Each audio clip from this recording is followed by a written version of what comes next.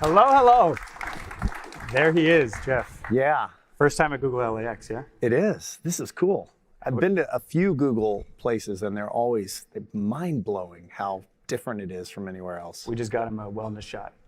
Cayenne pepper. I was dragging. I'm popping now. Well, you've been on a promotional tear. I've been like the past week or so. Can you get everyone up to speed? Well, yeah. No, I mean, normally if you have a TV show, you go and you do press and you promote, and we've been on so long that the publicist who's here somewhere, Lori, I hate doing it typically because I don't know. I just reached a point where I was like, I don't really want. There's this pressure. You sit down to do like Kelly and Ryan, and you already feel the clock because I've done a daytime talk show.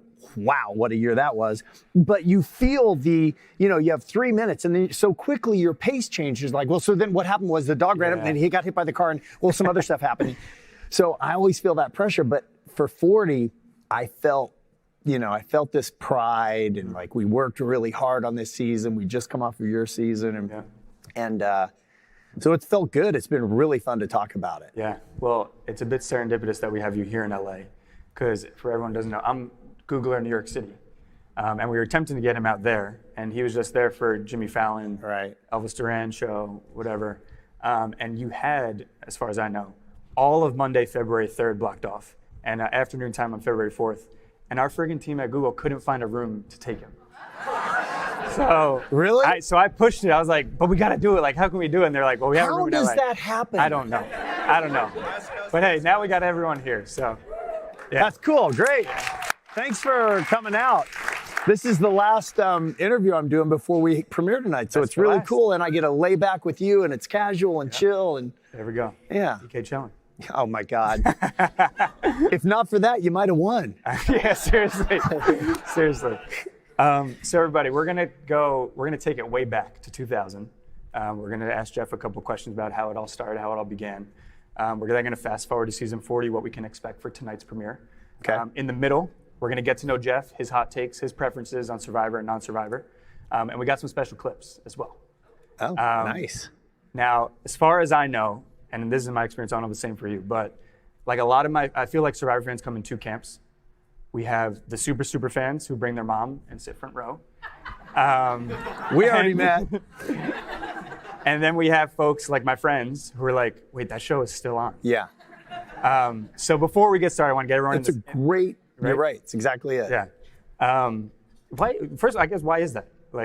Well, I think because Survivor is so, like you said, I mean, I meet Katie's mom and who is Emily? Coworker. Okay. So I meet them and they're fans. And if you're a fan of Survivor, you probably don't miss many episodes, and you tend to watch them on Wednesday nights. Maybe not. You don't want people to talk during the episode because there's these little things that are happening. But then I find myself talking in a group of friends, and there'll be one new person, and they're looking at us like this is just bizarre. And then I always feel compelled to say, if you don't watch Survivor, please don't feel weird because I'm on it. It's not a big deal, but just know that if you're in it, you're kind of in it. There's no lukewarm. Yeah. You're either, and my hope is this season is that there's one new family that finds it, because kids, 7, 8, 9, 10, 11, 12-year-old kids, man, they explode with this idea of, oh my God, that's possible. I could go in a jungle, and we're in casting right now. And I'd say 70% of the people under 35 walk in and they say, been watching since I was 6, been watching since I was 8. My dad first turned me on when I was 7. And here they are auditioning because we've been on so long. Yeah, I've met a lot of folks like that. In fact, one friend of mine, not a 6 or 7-year-old, but she watched for the first time my season. She felt obligated. Since the finale, which was December 18th, she's watched 5 seasons and already applied. Really? Yeah. Morgan, check her out. I think she'd be good. Well, make sure we, I reached out to Caitlin, my casting lady. Okay. I remember a lot about that first season because it was still to this day the coolest thing that's ever happened to me. And you look the same. Yeah. So at that time, that was like crazy, right? First of its kind. Like, Yeah. how did this all begin, and how did you get involved in it? Well, how it all began, the original format of Survivor was started in the UK, and this guy, Charlie Parsons, and I'm pretty sure it was a 4-day experiment for a local morning talk show where he just took, I think it was 2 or 3 couples and put them on an island for a few days. And that was sort of the seeds of this idea of like, oh, maybe you could do this. And then it was kind of based on this game, Screw Your Neighbor, which was you make alliances with people in the game, and then you pick various points in which you try to get rid of them, hoping they don't get rid of you before you get rid of them. That was the basic, very basic premise. And they did a season in Sweden, and it was a massive hit. It was very different from our show in that it was a tiny budget, had no fire, they couldn't shoot at night. Mark Burnett took Survivor and blew it up.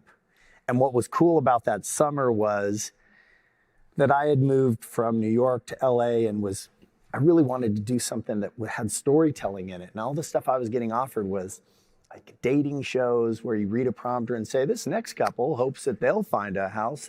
I can't. I was like, I can't do it. So I kept turning down these jobs and I had no money left. And I literally heard Mark on the radio one day, driving down the 405, and thought, oh my God, it's called Survivor. That's what I'm meant for. And I wanted it. And then I went in and met with him.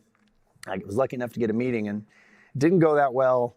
He talked for a long time, and then I talked for like 3 minutes, and I thought I was so, I remember I had a picture and resume, like I was auditioning. Yeah. I didn't know what I was gonna do. He didn't care. So I went, I'm not a studio guy. I'm a student of the human condition. I'm a writer. I've been in therapy.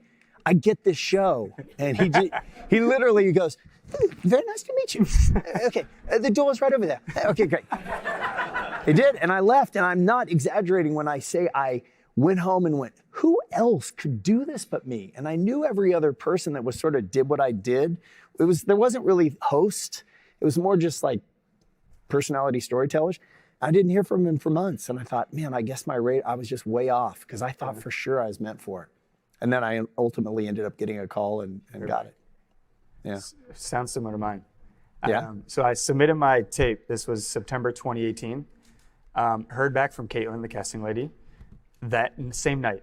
I didn't even expect to hear back. I heard back, and then she had so much urgency. We need to get on the phone when you're free tomorrow, this and that and that. She ended up ghosting me for 3 weeks. I was cold calling her, leaving her voicemails, this and that, and she finally just called me back on a random Wednesday night. It was like, hey, Dean, we really like you. Like, can we interview you and stuff? So I know the feeling. Well, and I will say, and maybe this is what happened with me as well. In our world, 3 weeks is, it's a blink. Yeah. Like they see you or they say, hey, we met this guy in New York. He might be good. I wouldn't then hear about you again for a month. And then, but I do recognize those pants.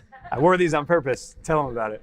He came in with more swagger than most anyone has come in. So much swagger that, for real, there was a few people in the room going, they said a few things. They're like, nah, he's just got too much. He thinks he's all this, and he thinks he's Mr. Google, and he's like, I'm a very persuasive person at my job. You should see the way. And I go, who the fuck wears these?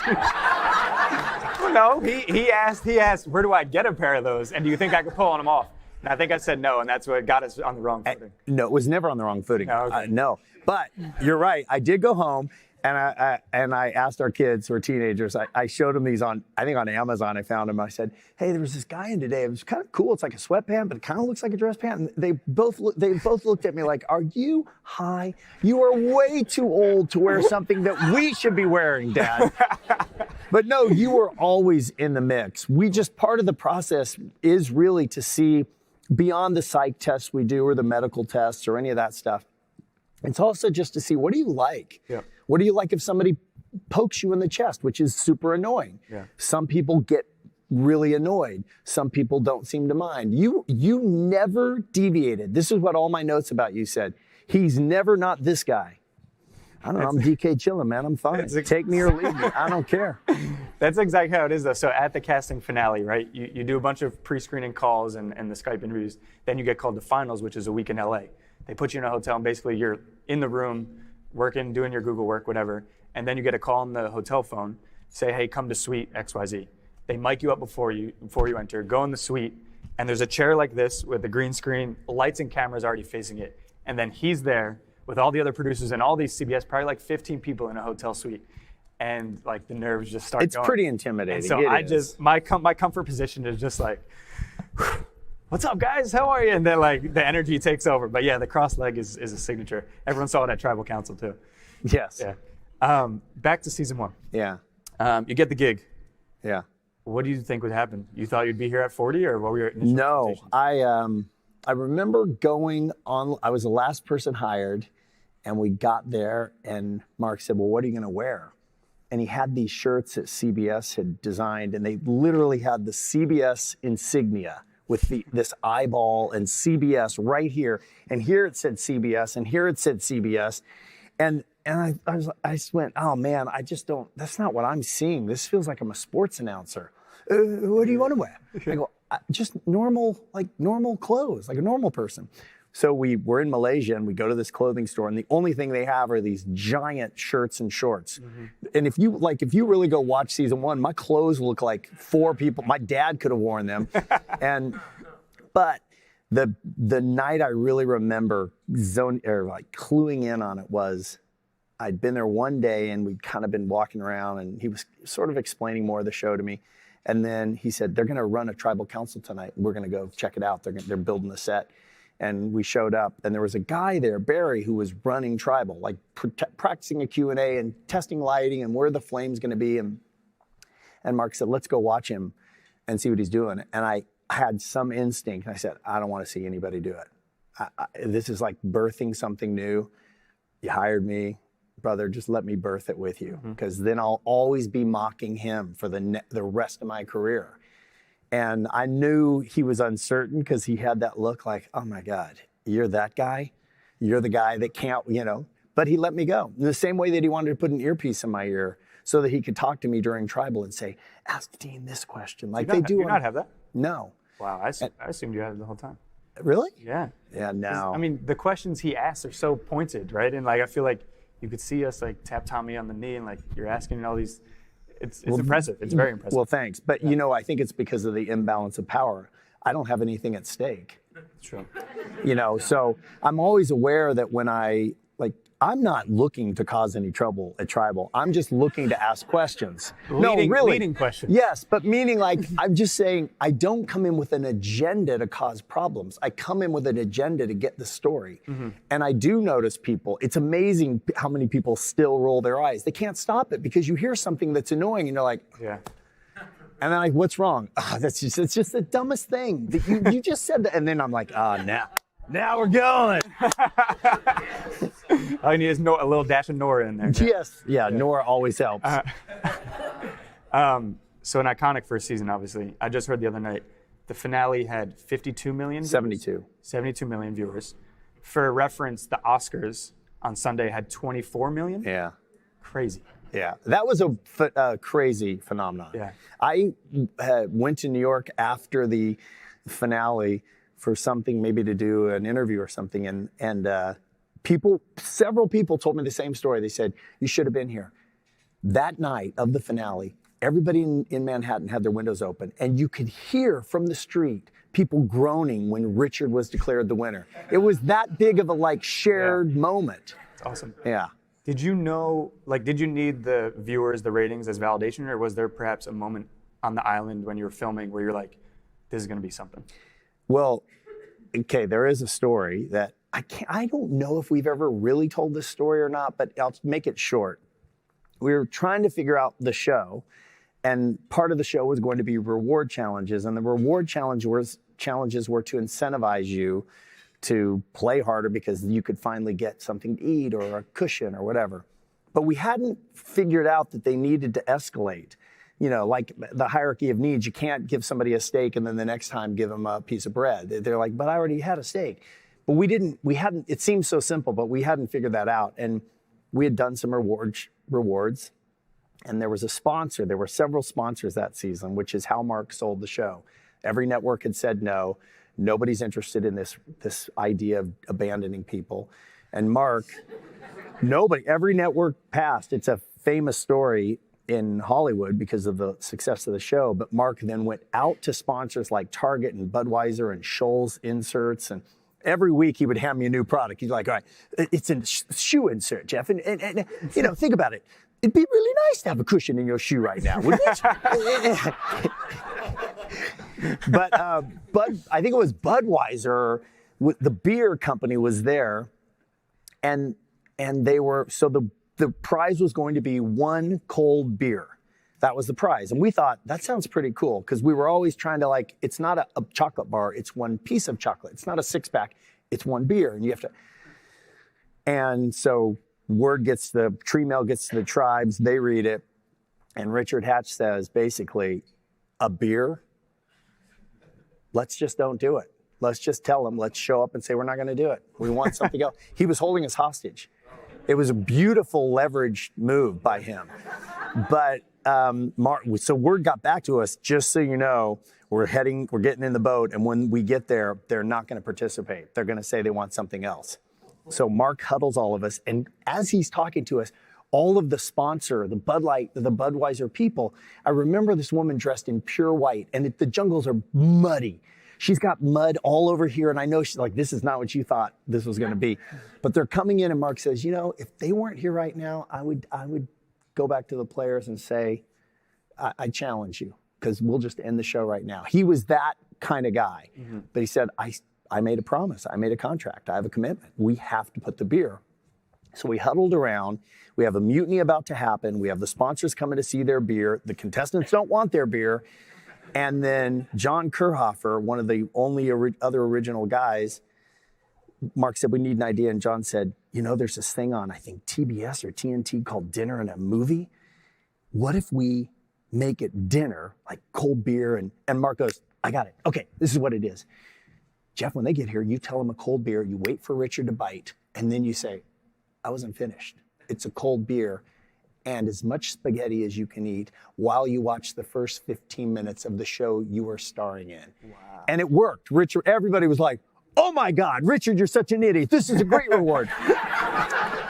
But we didn't have 15 minutes cut yet, and we didn't have anywhere to do it. So while all of this is happening simultaneously with a crew of 85, we go back to our base camp, and our production designer, Kelly, changed our base camp, and she just quickly established what looked like a local Malaysian bar. And we brought in a couple of foosball tables. We brought in a bunch of locals. We told them to start smoking, and for real. And I haven't watched it in years. I should probably go look at it. But I remember looking out at it going, if you didn't know better, you would not think anything of this. And we had blinds so the cameras could shoot through it. Then I'm on a boat with the woman who won, Kelly, and she's blindfolded, and we're driving her around. This is no exaggeration. We're just driving her around in the same circle, waiting for it to get finished. And then it was the only season that we had editors on location. And so Mark, they had been cutting stuff because, you know, you're building the show. So Mark wanted to look at footage and say, so if it's an interview and then we cut to this, and then we go to a challenge, what else will we need here? Oh, we'll need an interview here. So we were kind of putting the show together. And he said, look, I need 15 minutes. You need some graphics, put their name on there. And so Kelly and I sat down with a bowl of spaghetti, cold beer, sponsors are happy, and they project the first 15 minutes. And all of the crew that's pretending to be people on vacation or whatever, we are all looking at it going, oh my God, it's really cool. Because if you go back and think 20 years ago, there was nothing like that.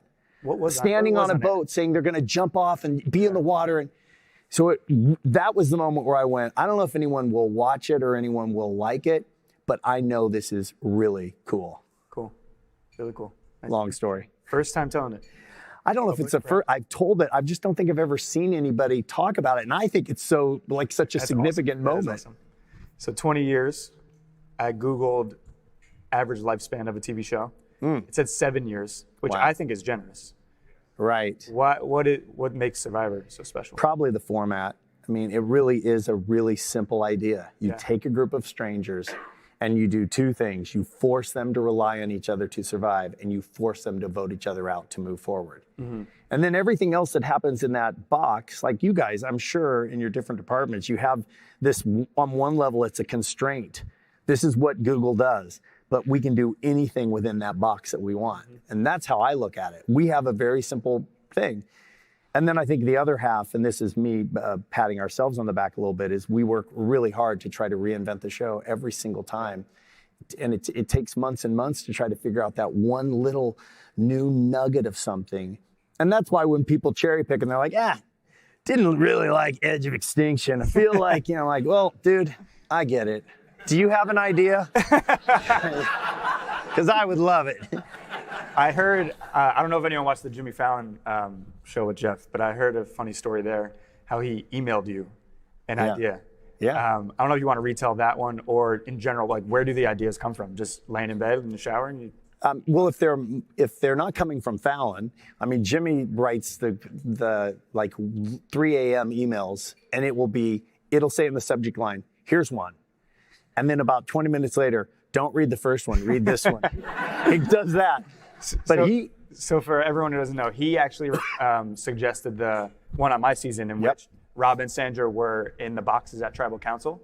And it's funny, we actually, as a cast, had no idea we were there. I love that. Until we watched it in September. Love that. If you don't know, the basic thing is that Tribal Council is where the climax of the show happens and people are voted out. And the players can see everything. They're looking at me. And Fallon, a year before your season, had written me and said, wouldn't it be great if somebody could eavesdrop? So I went to location, and Tribal was already being built, and there was just no way to pull it off. So for the next year, I was talking to our art guys, and I said, let's build it. We'll have Rob and Sandra. So they started the entire Tribal Council from this one tiny little area so that we could put every eye line based on that. So that was a Fallon idea. It was also Fallon's idea to do a live vote, like second chances, where we let the audience do a live vote. But ideas for me just come from my own personal, it's why it's so singular in that I liked Edge of Extinction, not simply because it lets you keep popular people in the game longer, which is just a producing idea, but I like the idea of how far will you go to push yourself to see what you're capable of as a human. I don't know how they did it. I don't either. I was there. And every time you would see clouds in the sky, I'd be like, to be honest, I said to myself many times, I want to be at work right now. With our MKs and our free food, I literally wanted to be at work. Yeah. Like, I didn't want to be home with my family. I wanted to be at work with free food. And there was a woman, Reem, who was on her tribe, and she was a mom, and she was being too much of a mom. And so here's this nice woman who's just trying to do her best. And 9 people are saying, you're driving me nuts, hanging up my clothes, telling me to eat more. Just stop talking. Yeah. And they vote her out. 9-1, horrible. She goes to Edge of Extinction. She gets on a boat. She gets in the ocean. It's pitch black. It's a real ocean. There's no help. There's no light. There's no support. She's alone. Nobody's talking to her. She has a torch, but she doesn't know that we've engineered the torch to go out between 20 to 30 minutes because you're not going to have fire. You're going to have enough fire to get you there. And the only reason you have fire to get you there is so that we can have a shot. So the fire lights her face and allows us to shoot her as she gets on the beach. And then she gets there, fire goes out, rain comes down, and her last words are, I don't know if I can do this. 33 days later, she had done it. To me, that was exactly what I pitched to CBS was, what if we had a spiritual death and rebirth? How cool would that be? But then I talked to a lot of Survivor fans. They're like, yeah, I don't know, man. I just say when you're out, you're out. Yeah. Enough with your spiritual stuff. And so everyone knows, like, it's real. Like, I thought going out there, there would be like a granola bar, like that the cameraman would give you. Yeah, I did think that, yeah. Some people asked me, wait, there wasn't showers or toothpaste? Like, it's really real. Like, which says a lot about how you kept your hair, because your hair was always looking pretty good. I think it was the salt water, like the salty air, I think that has something to do with it. Do you guys feel bad for us? No. No? We signed up. We signed up. But it really, the reason is because nobody signs up that doesn't want this. There was a part of you that wanted it. I know you're a competitor in athletics anyway, but this is more than just sports. It's more than running a challenge. You really are sleeping with rats and spiders and snakes in the rain with people you don't like who want to get rid of you. Mm-hmm. You have no one you can trust. There's not a single bit of comfort. You've been deprived of everything. Your basic needs. I need some water. I need a little rice, and I need to like get my mental because I'm losing my mind. When I see you guys down, even though I might ache as a human, I'm excited as a human because you can do it. Yeah. No, I'd still say to this day, most challenging thing I've ever done in my life, mentally, physically. Yeah, I don't think you can understand that until you've played. Yeah. You could watch at home. Even me, I'm out there and I'm exhausted when we're done producing 2 seasons. I'm out of gas. And then I see you guys and I'm like, oh my God, I've been eating and sleeping. I don't know how you do it. Yeah. We're going to pivot a little. Okay. And get to know you, some hot takes, as we like to call them, some preferences of yours. Okay. Not meant to be like super quick answers, but if we have a story, we can go there. Otherwise. Great one so far. But yeah, we're going to do a little Survivor, a little personal. Okay. Cool. First one, given the huge Rob and Sandra statues, which are reminiscent of the Mount Rushmore. Right. Who is your Mount Rushmore of Survivor? And that's 4 people. Oh, okay. Man, that's good. I hate being put on the spot like this. I guess, so you're saying we have Rob and Sandra, there are 2 of them? We'll take them. Okay. Oh, man, really? I guess I give one to, I need 2 heroes. I'll pick Ben and, I got to go Parvati. We'll take 'em. Parvati. That's not really 2 heroes. It's basically 3 villains and a hero. Yeah. Okay. Your go-to karaoke song? It's a good question. Been changing it lately. I love Van Halen because it's in my range. But I've been getting into a little more Eminem, so I think it might be. Wait, I'm not. Just so we're clear, I'm not about to be. Okay, I thought you were gonna sucker me into karaoke. I'd say "Lose Yourself." There we go. We just listened to it backstage, getting fired up. We were chest bumping and everything. Yeah. Just kidding. We weren't. How can you not like that song? No, it's amazing. Come on, amazing. lose yourself in the music, the moment. Mm-hmm. Never let it go. You only get one shot. Do not miss your chance to blow. This opportunity comes in a lifetime. Not to put you down, but I asked him, what song should we play to get pumped up right now? He goes, the one by Eminem, One Shot. I was like, it's Lose Yourself, right? Yeah. And do you know what was going through my head actually was Hamilton. Oh, okay, yes. Okay. Yes. Yes. Which I almost picked, but then I knew you'd really dog me if I said, I'm going to go with... I saw it. I loved it. You have 2 children, 6 and 13. Would you allow them to play Survivor, or do they want to play Survivor? 16 and 13. Is that what you said? 16 and 13. Oh, okay. Yeah. Yeah? Oh, yeah. I think Survivor's amazing. Cool. Not a single person has played that hasn't left and said, never the same. I'll never be the same. Your favorite season ever? Okay. Truth? This one. 40. Yeah. And I've never... This isn't a promo thing. No, This is the best season we've ever done. And the creative behind it was 20 winners. We'll introduce this new layer of money because at some point every society gets money. You stop bartering and trading chickens for rice, and you just agree that this coin is going to be this value, and that's what we're going to use to buy and sell things. And so we introduce that, which starts tonight. You see the early seeds. They don't know what it means, and the last part of the creative was, let's give them enough weapons that they break the game.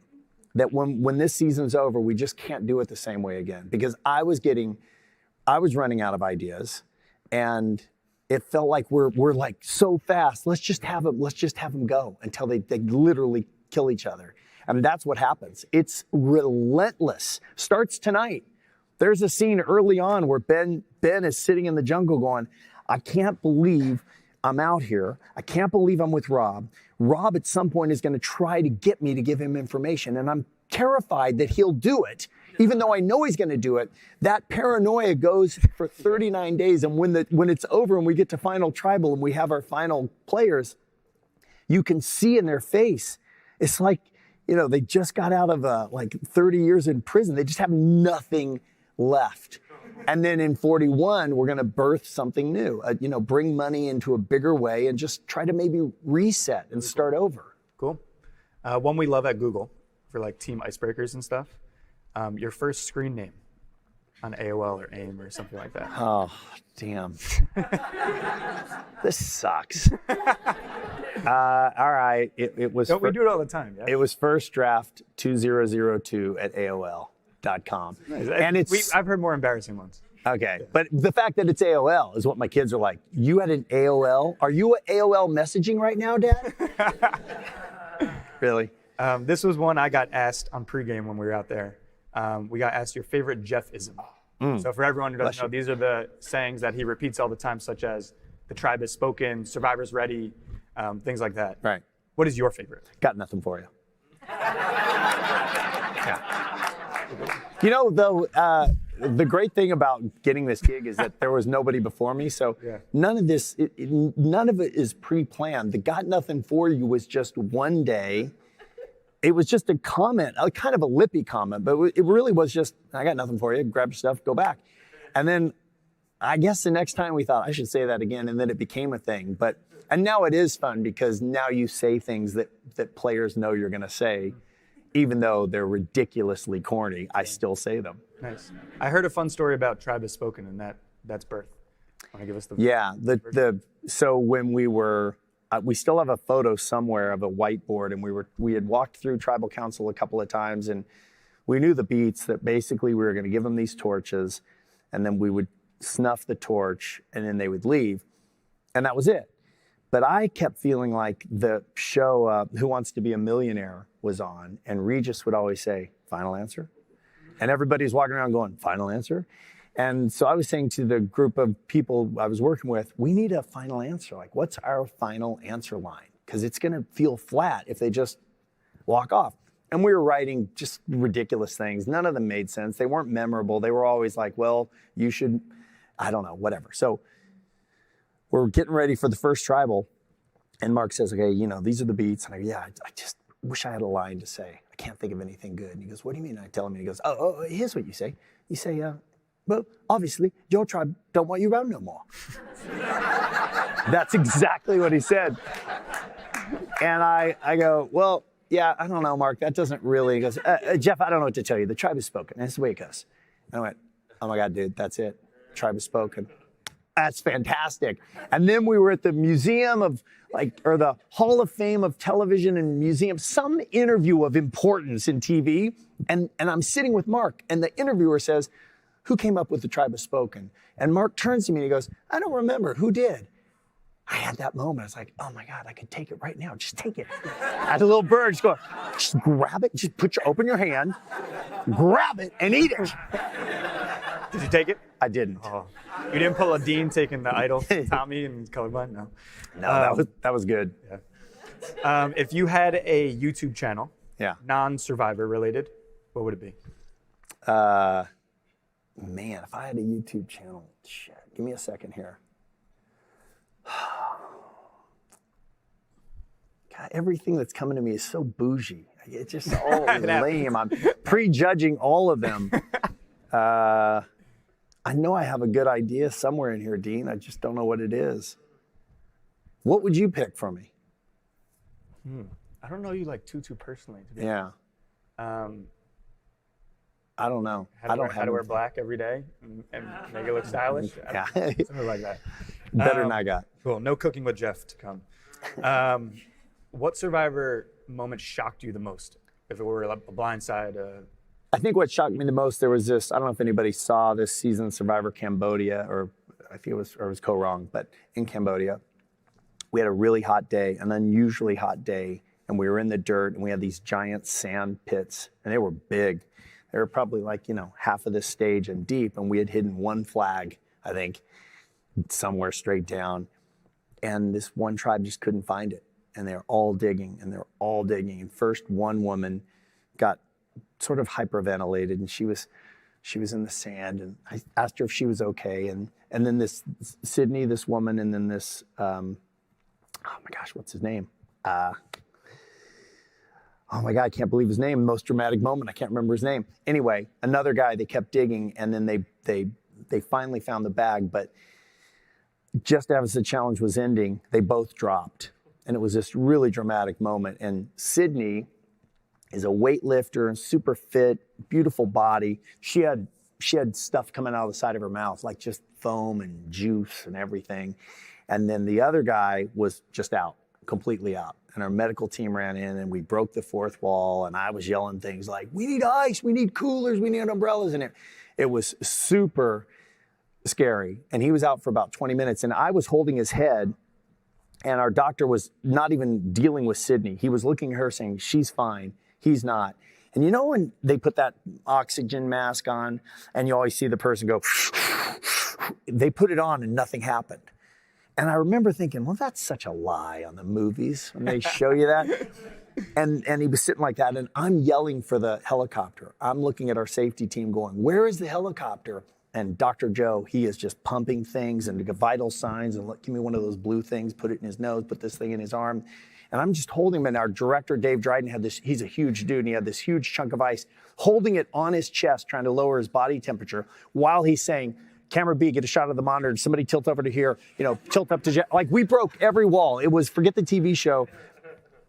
And then after almost 20 minutes, he went, and his whole face got big again. Like he was dying. And then later our doctor said, you were panicking for the helicopter. He was not ready to travel. He wasn't going to make it. And then everything's fine. And he actually came back and played again. But that was the scariest moment. Wow. It would have been better if I could remember his name. That's embarrassing. Thank you. Where were you? Like, Caleb. That's Lori from CBS. I'm yelling at her. She's the only loyal, reliable partner in here. On a lighter note, and this is the last question for our hot take portion before we get to season 40, and then some questions from you guys. Am I going to get asked back? Possibly. Yeah. And I'll tell you why. We don't care how deep somebody goes in the game. I mean, if you go deep, it's great because you had more episodes and people might remember you. We're really only interested in how people play. That's it. Like you had somebody on your season, Chelsea, who continues to beat herself up because she was out early. But in our eyes, she's a player. She went, she looked for idols, she tried to make big moves. You have to play as though you're going to lose because you're probably going to lose. Yeah. You made it to the end. That rarely happens. You actually had a shot to win. Some people think you should have won. Had you had a jury of the public, I think you would have won. That's what I hear. Yeah. So you're a player and you have swagger. Thank you. So and the fact that you said thank you is even more interesting because some people might go, oh, well, wait, is that a good thing or a bad thing? You embrace it. You're like, I do have swagger. I'm fucking DK chillin'. Sorry. I'm DK chillin'. And I've got this bag of tricks and I got this nifty little thing and I got this piece of jewelry. So yeah, you would be on our list. Cool. Let's take it to season 40. We're going to give you guys a special clip from tonight's episode. We're going to take your takes, just a hot one real quick. Okay. And then I want to save like 10 minutes for questions. So get them ready. And that's real. She's still mad about it. Yeah. They seem super close out there. Well, because they did this season right before it where they were out on an island as mentors, so they weren't competing and they were really just getting to know each other. And we had already invited them both to play, but we never tell anybody who's playing. So Sandra just volunteered. She said, hey, I'm coming back for 40. Are you? And Rob said, no. And then he didn't tell her about Amber. Wow. So Sandra, in our interviews with her right before the show, we sit with you again just to talk. Yeah. And Sandra said, man, I'm so bummed that Rob is not playing. I thought it would have been so fun. And we're sitting there thinking, oh my God, this is going to be a disaster. And we just saw her the other night and she's like, this is real. You didn't tell me the truth. And she's out for blood. By the way, if you saw, we have another Googler on this season who won previously. The Asian guy there, Yul Kwan. He's at Google. I think, I forget what office. It's not San Bruno. Menlo Park, maybe? Probably the smartest guy, number-wise, that's ever played. Yeah. So if you're not going to tune in for me, not going to tune in for this guy, tune in for Yul and root him on. So before Q&A, just what can we expect for 40? 40 is a war. We designed the whole thing. I mean, you think about all the little elements, which, Google is amazing at how you guys brand. Winners at War was the first big decision. We wanted the players to know it's a war. It's not a celebration. It's a war. You're going to break the game, you're going to break yourselves, and you're going to, break each other. And then out of the gate, right after that, we have this really big physical challenge. And it's physical. And some of these people have not been in game mode for quite a while. We have a lot of moms that were maybe 25 when they first played, and they were fit and raring to go. Now they're like 3 kids, and right away it's in the water, and people are going at it. And that mindset is what continues throughout. And then there's this addition of the economy.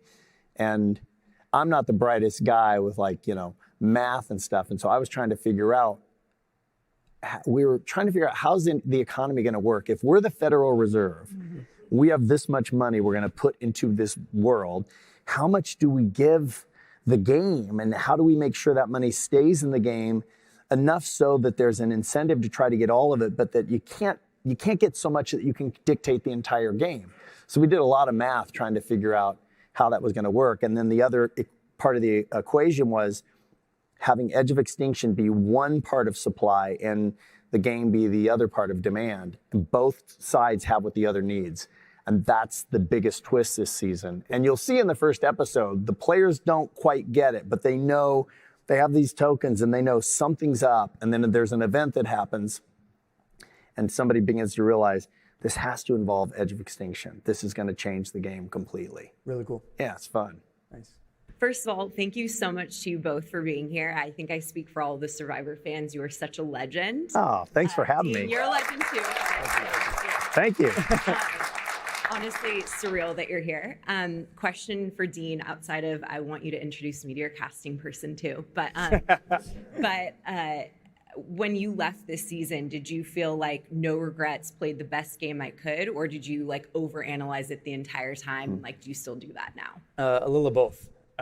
My strategy going in was to lay low, be DK chillin', and then turn up at the end.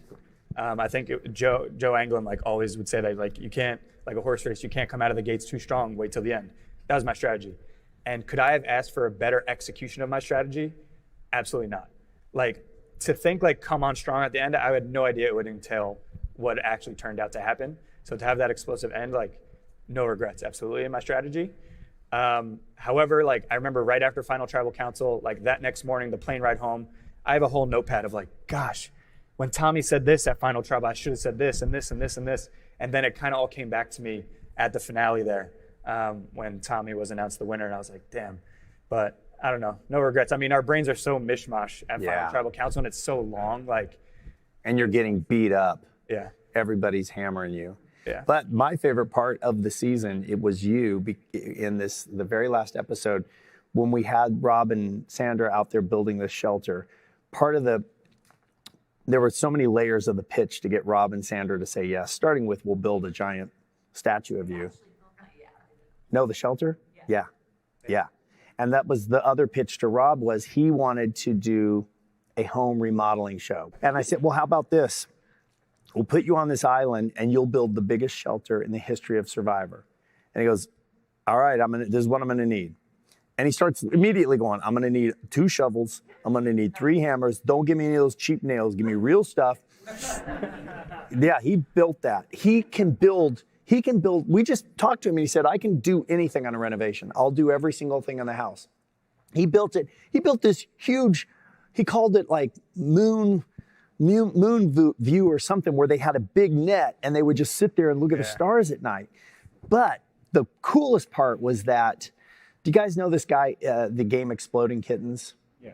Well, this guy, Alon Lee, is one of the smartest people I've ever met, and he's a friend of mine. And so I'll always call him and say, okay, here's what we're doing. What do you got? And he's this fast. He's like, okay, one thing you could do would be. So we were talking about this Island of the Idols and how life lessons, and then at the very end, they're gonna come live the last few days out there, and there'll be one final clue, and they're gonna give them this cool buff, and the buff is the clue. But hopefully we're gonna design it in a way in which maybe only one person will realize it. I don't know, it's just, you never know what's gonna happen, but that's a big premise. And then he goes, you said Rob was gonna build a big shelter, right? And I said, yeah. And he said, what if the shelter is a massive escape room? And that's the final clue.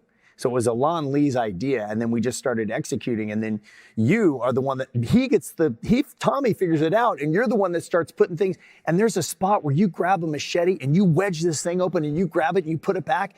Watching that in the first cut, I was like, God, it's so cool to see this thing work. You were so zoned in on it, and then you didn't say a word. I thought it was my winning moment, but It's pretty good. next time. Next, right here. Right here? Thank you both so much for coming. Love the show. Watched every episode, every season. Me and my wife started dating in summer of 2000, so it's been a staple of our relationship Really? the entire time. Yeah. Oh, that's awesome. There's a couple. There's a couple things I've always wondered, medical related. So if people have like regular medications they take, is that allowed on the show? Right. And also, what about sunscreen? Sunscreen, we give them, and it's reef safe. You know, it's very environmentally conscious, but we don't want them burning up. It's amazing how many people don't really use it. Did you use it? Ooh, every day. Yeah. Okay.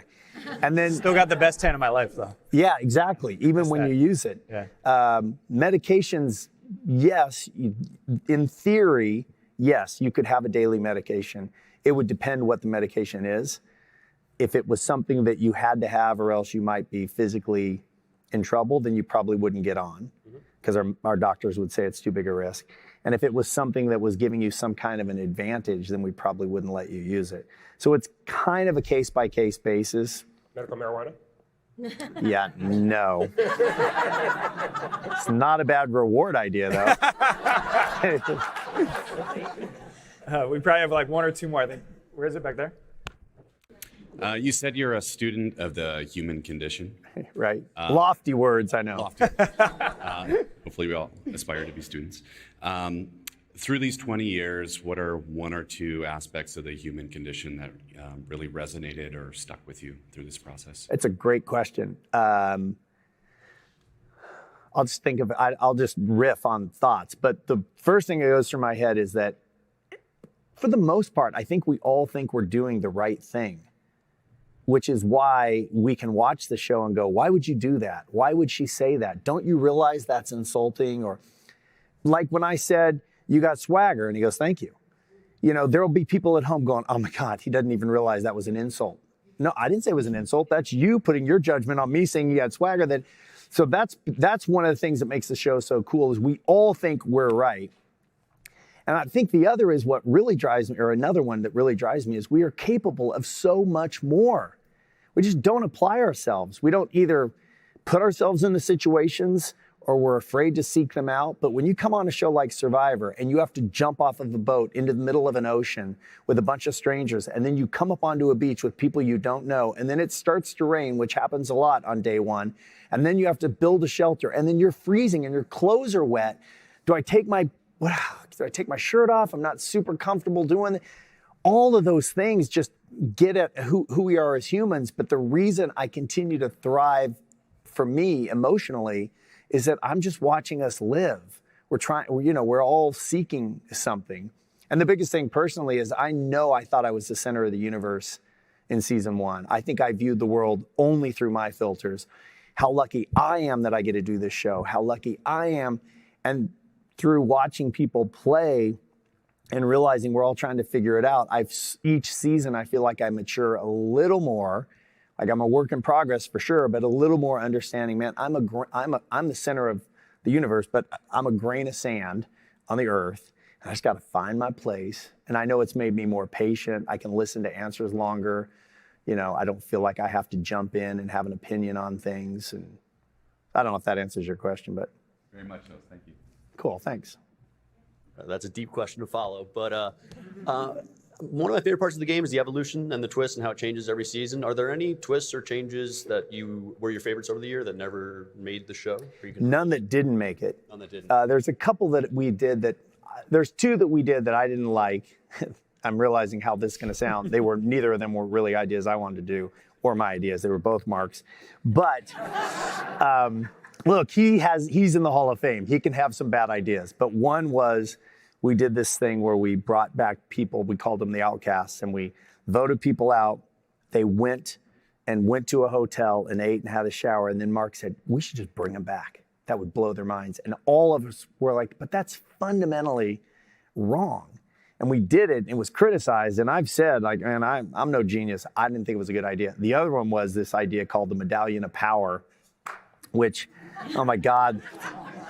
And we toyed with this idea, and it was called the Medallion of Power, and we would jokingly go with the Medallion of Power, like we were rock stars. But we were sitting at a table and pitching, this is what we're gonna lock in. We've got a whiteboard, we're gonna start in 3 days. What are we doing? And the Medallion of Power was something we had all realized is really corny and super dumb. But Mark loved the name. He's like, I don't know. Medallion of Power, yeah, I think we do it. We just do it. If it doesn't work, it doesn't work. But we do it. And I'm looking across at somebody from CBS going, you say something. I already said something, you know? And we did it, and we got mocked for it, and I still laugh about it because even the players were like, whoa, man, check this out, dude. It's called Medallion of Power. I don't know what the hell it is. I don't want it.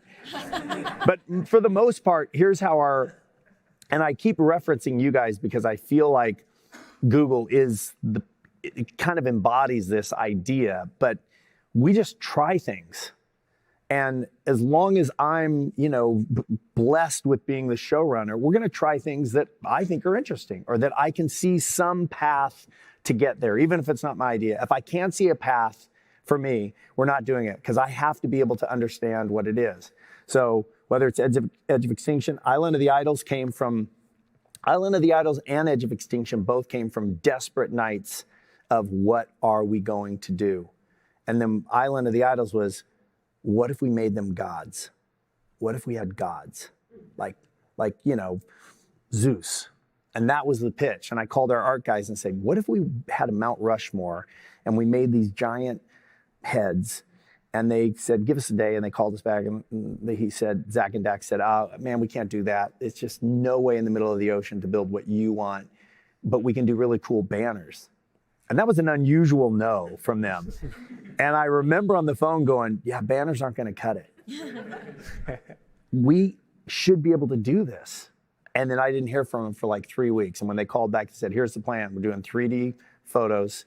We've got a place in Australia that'll make the composites. We're going to ship them on a ferry across the ocean. We're going to build them on. It was already done. They had already figured out the entire thing. So, and when you see those ideas come to life and you look at your team, and you feel, oh my God, we actually did this. Whether it works and it's a great season or whether you think it was terrible, it doesn't matter. It was still fulfilling an idea and it was a new season and it kept us alive to try something new. And maybe we'll do it again. Because I will tell you this, every player now wants a statue. Even in the first episode of this season, they go, well, look, let's be honest. 2 people here have statues. And that's the only 2 statues they've ever had. And then somebody goes, so far. We are at time, everybody. Can we give it up for our man, Jeff Probst? Thank you, guys. I felt the love.